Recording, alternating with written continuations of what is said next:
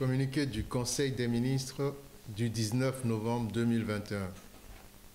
Le Conseil des ministres s'est réuni ce vendredi 19 novembre 2021 sous la présidence de son Excellence M. Faure Essoe-Zimna Gnassingbé, président de la République. Le Conseil a examiné un avant-projet de loi, 3 projets de décret et écouté une communication. Au titre de l'avant-projet de loi, le Conseil a examiné l'avant-projet de loi de règlement du budget de l'État gestion 2020. Le présent avant-projet de loi, qui s'inscrit dans le cadre du respect des règles de bonne gouvernance économique, rend compte de l'exécution de la loi numéro 2019-022 du 24 décembre 2019 portant loi de finances gestion 2020, modifiée par les ordonnances portant loi de finances rectificative numéro 2020-007 et numéro 2020-008, respectivement, des 26 août et 17 décembre 2020.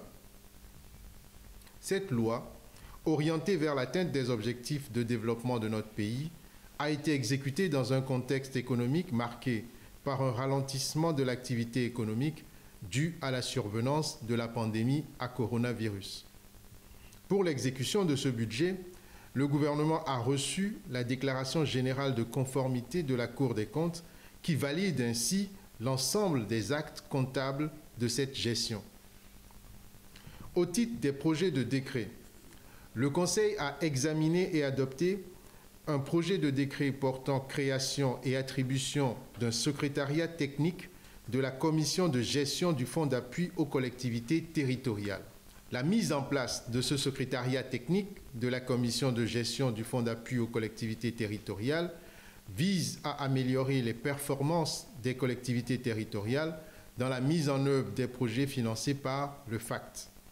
Également, les activités de ce secrétariat permettront de mesurer l'impact des efforts fournis par le gouvernement et ses partenaires pour le financement et le développement des collectivités territoriales. Le Conseil a ensuite examiné et adopté un projet de décret portant organisation et fonctionnement des services de recherche et sauvetage des aéronefs et des navires en détresse en temps de paix. Le présent projet de décret organise les services de recherche et de sauvetage sur le territoire togolais et dans les zones dont le Togo a accepté la responsabilité et définit leurs règles de fonctionnement. Son adoption permettra d'atteindre les objectifs de la feuille de route gouvernementale tout en affirmant la place de notre pays en tant que hub logistique et de services dans la sous-région. Le Conseil a ensuite examiné et adopté un dernier projet de décret portant création d'un guichet unique pour les recettes non fiscales du secteur maritime. Ce guichet unique répond à un triple objectif: proposer un point de paiement unique aux opérateurs en le dématérialisant, s'assurer de l'effectivité de la collecte de plusieurs redevances et amendes et faciliter les analyses en matière de performance portuaire. Au titre des communications, le Conseil a ensuite écouté une communication sur les investissements au Togo présentée par la ministre de la Promotion de l'investissement. Cette communication vise à présenter au Conseil la dynamique des investissements dans notre pays au cours de l'année 2021.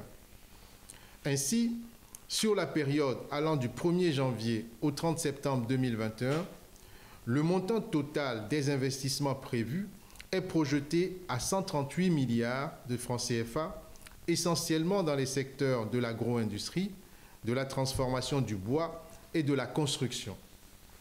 Ces résultats sont le fruit du climat de paix et de stabilité qui règne dans notre pays et des réformes institutionnelles menées ces dernières années. La plateforme industrielle d'Adéti Copé, avec les infrastructures d'accueil qui y sont offertes, constitue également un important élément d'attractivité de l'économie togolaise. Au titre des divers, le ministre chargé de l'Environnement a rendu compte de la participation de la délégation togolaise conduite par le chef de l'État à la COP26 qui s'est tenue à Glasgow. Au cours de son séjour, le chef de l'État a eu des rencontres bilatérales permettant de partager l'engagement de notre pays en matière de restauration des forêts dégradées, de rationalisation dans l'utilisation des terres et d'accélération de l'adaptation climatique en Afrique. Il a également rencontré des partenaires au développement afin d'envisager un meilleur accès de notre pays au financement disponible pour les actions de développement durable. Son Excellence, Monsieur le Président de la République, a saisi l'opportunité pour réitérer l'engagement du Togo à porter de 11% à 20% ses efforts de réduction de gaz à effet de serre. La réussite de la participation de notre pays a été inclusive, avec la participation du secteur privé, des collectivités territoriales et de la société civile, afin de traduire la mobilisation nationale autour de cette problématique majeure qu'est la lutte contre le changement climatique.